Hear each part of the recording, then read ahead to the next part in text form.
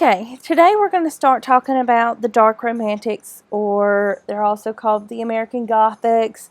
And you will also see them referred to as the Anti-Transcendentalists. Now, I know you don't know what Transcendentalists are at this point, but just know in the future that these are going to be the exact opposite of the Transcendentalists. All of this takes place beginning in the early 19th century. It's very popular. It's a very popular form of writing. It's still very popular today. It's also popular in Great Britain at this time, and it gains popularity in Europe. All right, I've already said this in class before, that each literary period is a reaction to the previous one. Please leave some space in your notebook so that we can add a timeline for you to refer back to later on. All right, we've already talked about the Age of Reason, and we've already talked about why Romanticism, or what the Romantic response to the Age of Reason was. It's a response to overcrowding, urbanization, factory life and work, and poverty. Remember, this is where, for the first time in American history, people are moving out of the farm life, or out of their farms and the agrarian areas, and moving into cities to become factory workers. And there are some problems associated with that are very dangerous and detrimental to human health. I want you to answer this bottom question in your notes, because we're going to talk about it. How do you think the Romantics would respond to these issues in their stories? I'm not going to tell you this answer right now. I want you to think about it, and then it may be a quiz question. Hint, hint. Alright, I loved this chart that I found. It compares the three periods that we've talked about so far. You've got faith, which is faith in the Bible. Then you've got reason, and then you've got extreme emotions and insanity, okay? Like, extreme, like to the max. And then you've got the feelings. They have a feeling of authority and Puritanism, skepticism of everything in the Age of Reason. And in the Romantics, you're going to see mystery and suspense. Remember, we talked about that word, supernatural.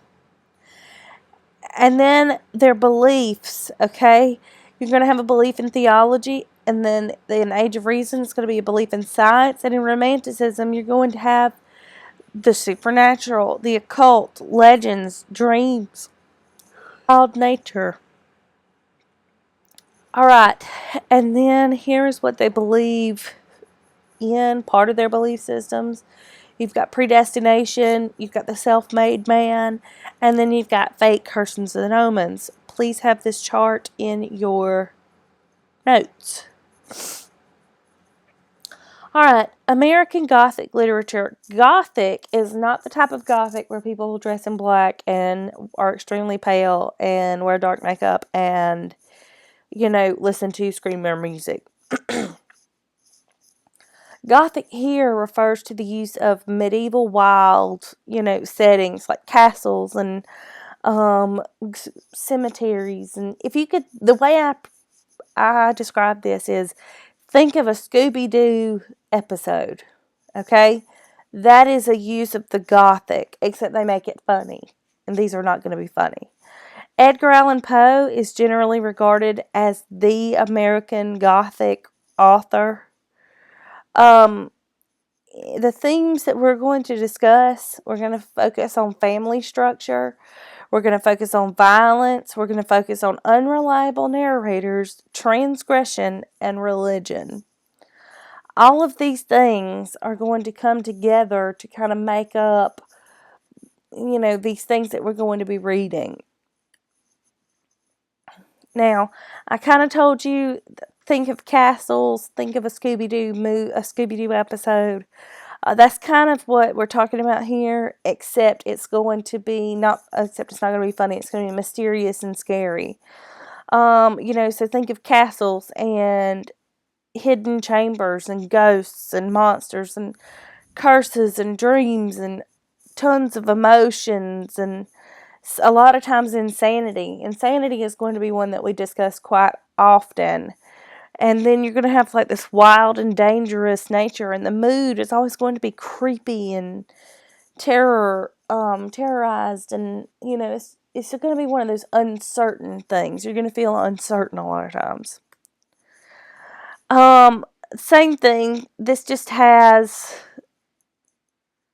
them put in a different way. I wanted to add this in because a lot of times there's an ancient prophecy. Sometimes there are women in distress. Remember, we talked about archetypes and the damsel in distress. And a lot of times we're going to have women threatened by a powerful, impulsive male. That is something that we're going to come up against in the Fall of the House of Usher. Romantic heroes. Yes, there are dark romantic heroes. We've already talked about the regular romantic hero who has a sense of honor.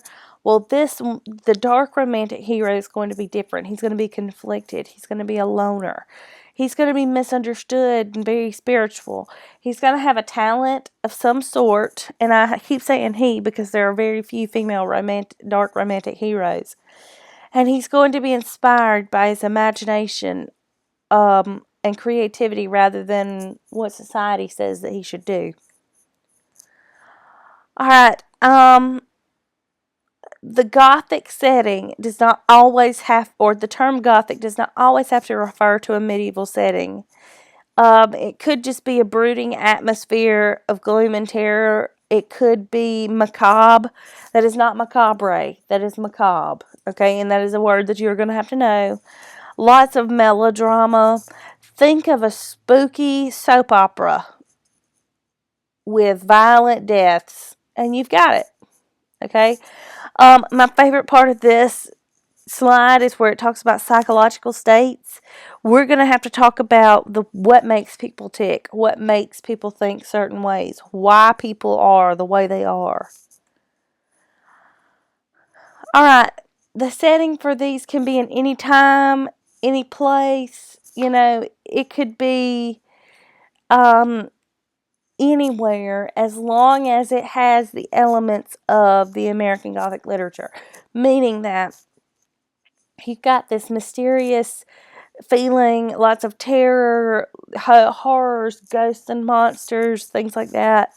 A lot of times there will be secret panels. A lot of you have already read The Cask of Amontillado, where he's bricked up in the catacombs. Okay, that's the kind of feeling we're talking about here. All right, this is an answer. I want you to write this prompt down, and I want you to write it in your notes, and I want you to be prepared to share this in class. So think of a modern movie or a film that has Gothic or dark romantic traits. All right, this is the person we're going to read first. We've got Edgar Allan Poe. He's one of my favorite authors. He has extreme talent for writing the macabre and things like that. This is a picture from his story, The Pit and the Pendulum. If we have time, I would love for us to read it. In fact, I think I might I'm going to aim for us to read this. There are several things that you need to know about him.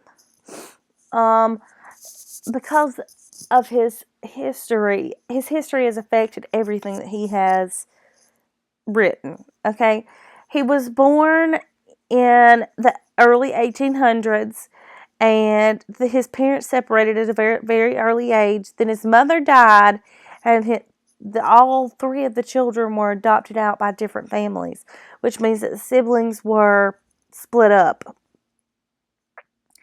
Poe was adopted by Mr. and Mrs. John Allen. He was educated in England for a while. He learned Latin and French. Remember, this is a classical education, as well as math and history. And then he came back to America, where he continued to study. He does go to the University of Virginia when he's 17. He's very intelligent.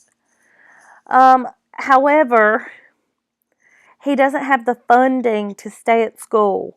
Even though John Allan had plenty of money, he wouldn't give Edgar Allan Poe very much of it. He was not a very loving adoptive father figure. He does start to drink heavily and he acquires a lot of debt. He does quit school and he joins the army. And he does an excellent job at while he's in the army. He's 18. He does rise in rank to sergeant major. When Mrs. Allan died, John Allan does try to be a little more friendly towards Edgar, and he signed an application for Edgar to go to West Point, which is, only the top get into. He does enter West Point, but he doesn't stay because John Allan, even though he signed the paperwork, he refuses to help him pay for it. So people believe that Edgar Allan Poe broke the rules on purpose and ignored his duties so that he would be dismissed. He does write some. A lot of them, most of them are rejected. He has no friends. He has no job. He's in financial trouble. And then to tell you how there were family issues, he wrote John Allan begging for money, but none came. And then when John Allan died, he didn't even act like he had adopted Edgar Allan Poe. Okay, this is where everyone gets grossed out. But Edgar Allan Poe married his 13-year-old cousin in secret. Her name was Virginia Clem. They did have an official marriage ceremony when she was older, but she died in 1847 from tuberculosis. Poe was never the same. He said that she was the love of his life. And, if you think about it, everyone in his life that cared for him died. He was the only survivor out of the people who actually had any feelings for him. So that could have inspired a lot of his writings. If you read his poem, Annabel Lee, they say that Annabel Lee is about Virginia Clem and her death. It's one of my favorite poems by him. I usually give my students an extra credit opportunity to memorize this poem and recite it. So if you want an extra credit opportunity, you can memorize Annabel Lee, the whole thing. It's a beautiful poem. He does get a job with a newspaper editor and writer throughout his life, but he doesn't really make enough money to be comfortable. He's constantly in and out of debt. He's got a heavy drinking problem. He's got a drug problem. He's got an opium addiction at this point. And when he dies, he has one of the most suspicious deaths in American literature. He was found on the streets of Baltimore. Some people say it's on the streets. Some people say it's on a park bench.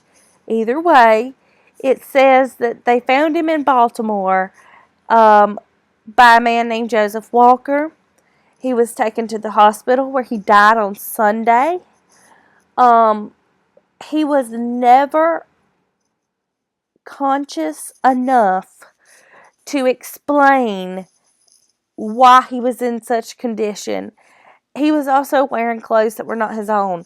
Now, everybody always asks me, how do they know he was wearing somebody else's clothes? Well, back then you didn't have a ton of clothes, and it was very common for you to embroider your initials on the inside of your clothes.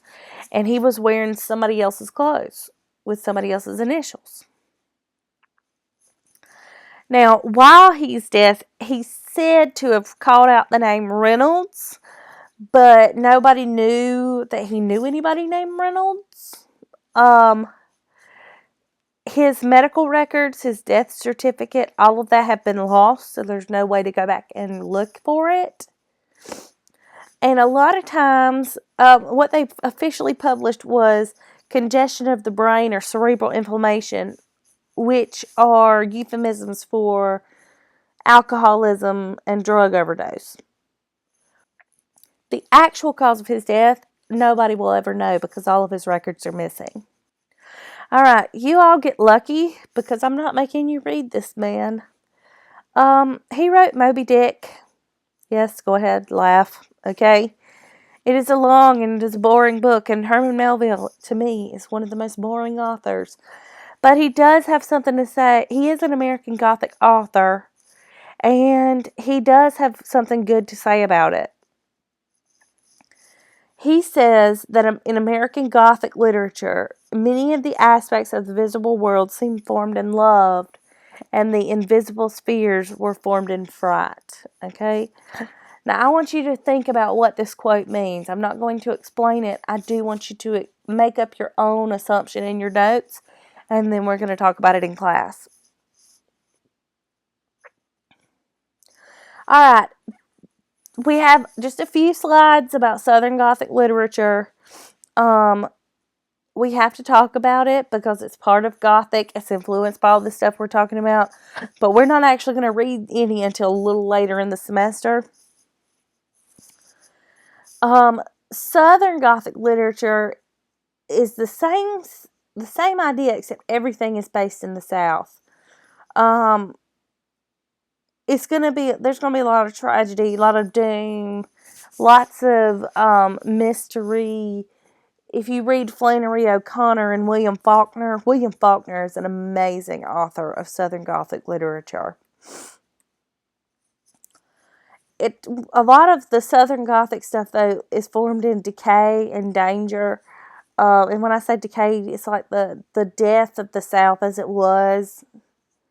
Lots of times it's going to be the death of the South as it was before the Civil War.